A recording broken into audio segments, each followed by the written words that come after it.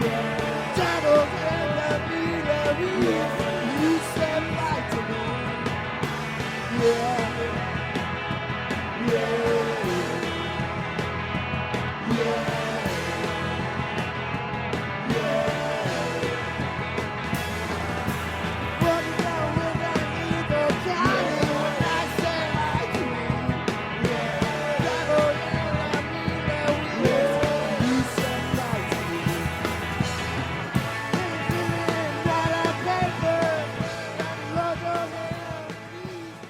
Hola, yo soy Elisa Sevilla, soy profesora de Historia en la Universidad San Francisco de Quito y tengo un perfil interdisciplinario. Yo trabajo desde la historia de la ciencia, investigo un poco cómo se tejen las redes científicas, sobre todo en el siglo XIX, entre Ecuador y el resto del mundo. Y tengo un perfil interdisciplinario, he trabajado desde la historia de las ciencias naturales por eso, y también desde la historia del conocimiento.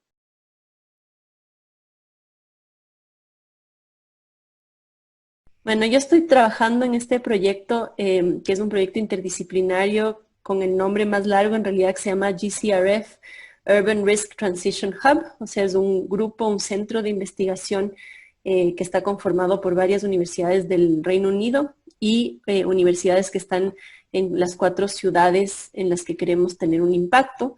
Estas ciudades son Quito, Katmandú y Estambul y Nairobi. Entonces, este proyecto tiene el objetivo de reducir el riesgo de desastres por amenazas naturales en estas 4 ciudades que les mencioné.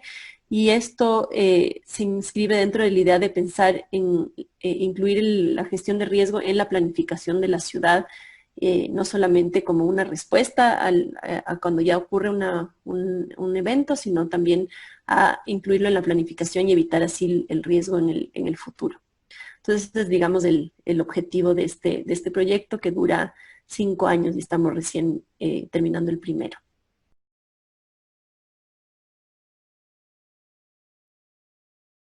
Bueno, este proyecto nosotros trabajamos desde la historia en varias aristas y es interesante porque desde las 4 ciudades que estamos participando, en Quito es donde más fuerte se está involucrando a la disciplina de la historia. La historia se la incluye en 2 facetas del proyecto. Una de las facetas es justamente entender las causas raíz, ¿no es cierto? Entender la trayectoria de la gestión del riesgo, pero también de la formación del riesgo, o sea, cómo llega a construirse una ciudad que va a generar riesgo, ¿no es cierto?, para sus habitantes y sobre todo los más vulnerables. Y esto se inscribe también dentro de la idea de que los desastres naturales no son naturales, sino que son el producto de unas decisiones que son decisiones de los ciudadanos, ¿no es cierto? Cómo yo construyo mi casa, dónde yo construyo mi casa, pero también decisiones estructurales, ¿no es cierto?, que toman los gobiernos y que se toman en relación a las desigualdades económicas y sociales. Entonces, tal vez yo no tengo la opción de escoger otro lugar que no sea una quebrada o que no sea un lugar pantanoso para construir mi casa y eso incrementa el riesgo que yo tengo para eso, ¿no? Entonces, en ese sentido, la historia tiene este poder de poder entender esas estructuras sociales y políticas y culturales también, ¿no? De cómo respondemos al riesgo y cómo lo incorporamos dentro de cómo construimos la ciudad. Entonces es una de los aportes de la historia a este proyecto, es entender las causas raíz, no solamente desde los eventos más recientes, ¿no es cierto? Lo que pues, se podría hacer con entrevistas, que es lo que normalmente se hace dentro de lo que se llaman los análisis foreign, que lo que buscan es como justamente entender las causas de los últimos desastres, sino que implica una visión de larga duración, ¿no? Y entonces entender cómo la gente maneja vivir en espacios de riesgo y cómo se va construyendo ese riesgo en el tiempo.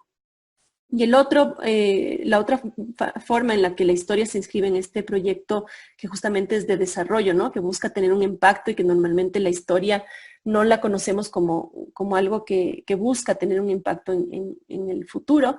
Y eso tiene que ver con cómo estamos utilizando también la idea de la memoria, ¿no? Estamos trabajando también desde la historia pública a través de varias intervenciones en espacio público y ahora con el coronavirus también en el espacio digital, para justamente hacer que la gente se cuestione, tenga curiosidad sobre justamente el lugar donde vive, reconozca el lugar donde vive y se cuestione cómo se va construyendo ese riesgo y qué capacidades políticas tienen los distintos ciudadanos y los tomadores de decisiones para cambiar esa trayectoria del riesgo de la ciudad en la que viven para construir una ciudad más resiliente en el futuro, ¿no? Entonces tiene estos dos aristas, por un lado entender esas causas raíz para cambiar la trayectoria del riesgo, pero también utilizar el concepto de memoria, de recordar que vivimos en un lugar que está expuesto a estas amenazas y que se ha ido construyendo el riesgo en relación a estas decisiones que se van tomando, ¿no? Y cómo eso podemos cambiarlo en el futuro. Entonces, es muy útil y vamos a ver qué impacto logramos tener después de estos 5 años que vamos a trabajar en este tema.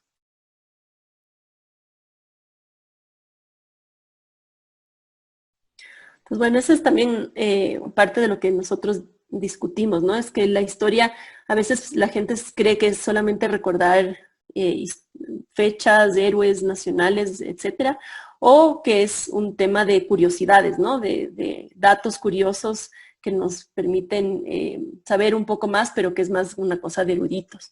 En este proyecto justamente lo que estamos mostrando es que a través de la historia se puede tener una mirada mucho más profunda que explica un poco los comportamientos tanto de las instituciones como de los ciudadanos frente al riesgo, ¿no? Entonces, cuando quieres cambiar cosas, a veces parece que es muy difícil cambiar el comportamiento de las personas y de las instituciones, pero si entiendes de dónde vienen y cómo se fueron construyendo esos comportamientos, puedes tener unas estrategias mucho más afines a exactamente qué es lo que hace cambiar las actitudes, ¿no? Entonces, ese es un poco parte de la oportunidad que tiene la historia en este proyecto interdisciplinario. Y por otro lado, el reto es eso, ¿no? Es mostrar que la historia tiene estas capacidades de impactar en el futuro, de impactar en cómo las personas piensan y sienten, ¿no es cierto?, y actúan sobre su ciudad, y no solamente como un conjunto de curiosidades o de datos que tenemos que saber por cultura general, sino más bien justamente cómo la historia permite entender esas causas estructurales del riesgo, ¿no? Entonces, esos son los retos y oportunidades que tenemos desde esta disciplina. Otra cosa que tal vez para terminar es que la historia también tiene estas habilidades y tenemos que estar abiertos a conversar con otras disciplinas, ¿no? A veces buscamos ese territorio, ¿no?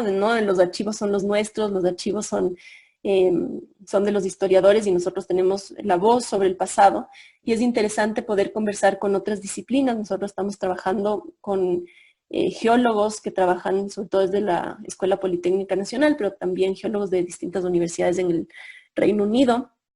Y ellos tienen otra mirada también de ver el tiempo, ¿no? Porque justamente la geología se basa en los cambios de la Tierra que tienen unos tiempos que no son humanos, que son obviamente mucho más extensos y solo se entiende el cambio geológico a través de esta mirada de unos tiempos bien grandes, ¿no? Entonces, conversar con los geólogos ha sido muy interesante para entender estas diferencias de cómo miramos el tiempo y qué es para nosotros la importancia de los archivos, pero por otro lado también ha sido súper interesante hablar con ellos y que ellos encuentren en los trabajos de antiguos científicos, en los archivos, etcétera, cosas que les pueden interesar, ¿no es cierto? No hay esta idea de que la ciencia solo avanza para adelante, pero a veces nos olvidamos que algunas cosas se hicieron antes y el trabajo de la historia también puede ser interesante por ahí.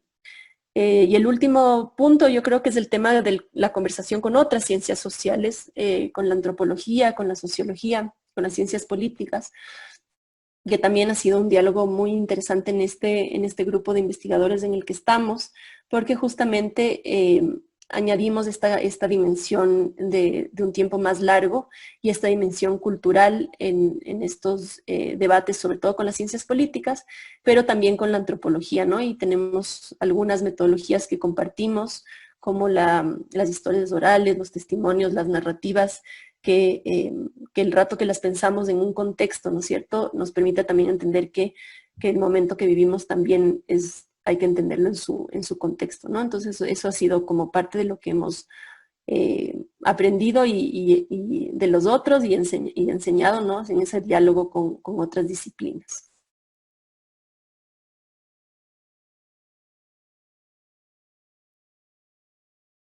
También es interesante, ¿no?, para entender justamente la historia de la ciencia en este proyecto.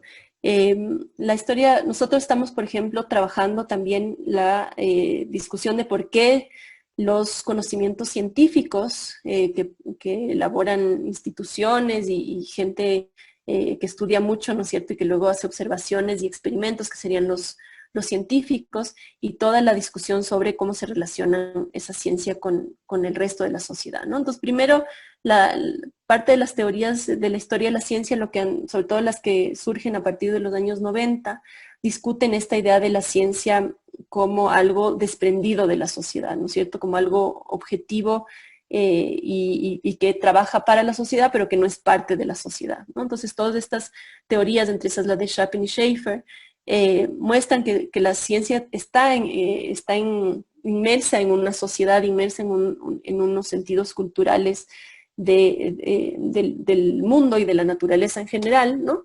Y que eso es importante para entender cómo se hace la ciencia. La historia de la ciencia en ese sentido ayuda mucho a entender por qué ciertos conocimientos se hacen en ciertos periodos para ciertos públicos, porque hay unos problemas de transferencia de información o de diálogo de saberes entre distintas partes de la sociedad, cómo se construye la autoridad de los científicos históricamente, ¿no es cierto? Y ahora vivimos en un periodo de tiempo en que comienzan a surgir ciertas dudas sobre el conocimiento científico, porque además se está viendo la ciencia y deja ver esas costuras que antes muy cuidadosamente los científicos trataban de mantener esta imagen de la ciencia como algo certero, ¿no es cierto? Y parte de lo que es la ciencia del riesgo, lo que estudian los geólogos, los que estudian los distintos científicos que trabajan sobre, por ejemplo, los terremotos o las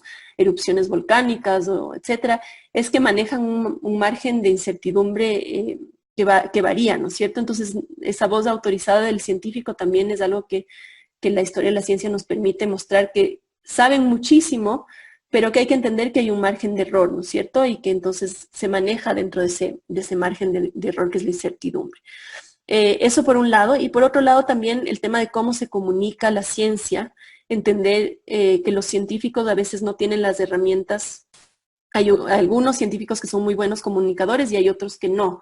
Y entonces la historia y también la sociología de la ciencia pueden permitir hacer que los científicos entiendan cómo se comunica también la ciencia y cómo y esta idea, ¿no?, de los diferentes públicos y de que existen conocimientos también en las comunidades y que pueden ser igual de valiosos que los conocimientos científicos, ¿no?, de la gente que vive en las zonas de riesgo, que conocen su riesgo y que conocen su barrio y que muchas veces no se les pregunta siquiera sobre qué es lo que ellos entienden y cómo manejan esa situación de riesgo, ¿no? Entonces, parte de este proyecto es justamente hablar con las comunidades y entender y hacer un intercambio de conocimientos y unos conocimientos coproducidos, que es un poco el enfoque que tenemos nosotros, y que, claro, es muy difícil a veces porque la figura del experto, justamente construimos esta idea de superioridad, ¿no?, frente a los ciudadanos de a pie, ¿no? Entonces, esa es otra de los retos que tenemos en este proyecto y que la historia de la ciencia nos permite entender eso, ¿no? Como efectivamente el científico es algo que se ha construido históricamente como una figura de autoridad del conocimiento, ¿no? Entonces, desarmarlo a veces es complicado.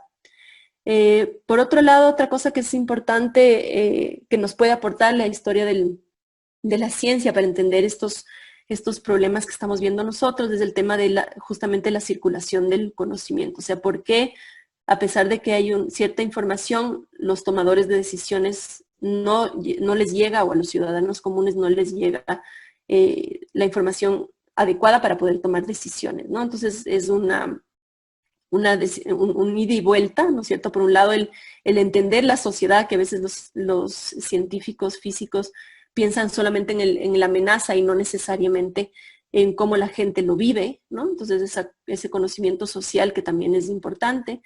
Pero también el tema de cómo se hace que todos estos estudios que ya se han hecho, todas las consultorías, los trabajos, las tesis, etcétera, lleguen a los que toman decisiones, ¿no es cierto? Entonces es otra de los puntos que se pueden trabajar desde la historia de la ciencia para entender por qué no han llegado en el pasado y por qué no llegan hoy, y qué cosas se pueden cambiar para construir esos canales efectivos de que el conocimiento sea útil, ¿no? ¿Cuántas de nuestras tesis terminan guardadas ahí que ya ni saben dónde están, ¿no es cierto? Entonces, también es toda una reflexión alrededor del conocimiento experto y cómo eso se aplica o no hacia la toma de decisiones.